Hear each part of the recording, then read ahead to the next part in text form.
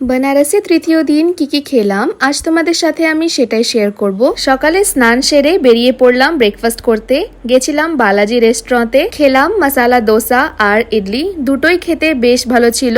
লাস্টে নিলাম 1 cup coffee. এরপর আমরা ঘুরতে বেরিয়েছিলাম। ঘুরতে ঘুরতে খেলাম মৌসুমী লেবুর রস আর শিকঞ্জি। লাঞ্চটা আমরা সেম রেস্টুরেন্টে করলাম, বালাজি রেস্টুরেন্টে।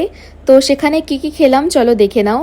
অর্ডার দিয়েছিলাম স্যালাড, পনির মিক্স ভেজ, ডাল makhani, vegetable pulao, steam rice, আলু ভাজা, টক দই আর পিউ খেলো হাক্কা নুডলস। এখানকার প্রতিটা খাবারই বেশ ভালো ছিল খেতে।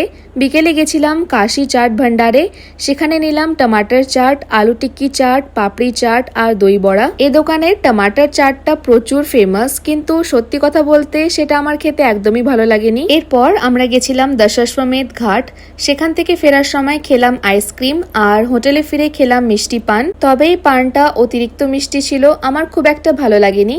So yeah, that's all I ate on the third day in Banaras. Thank you so much for watching. Bye bye.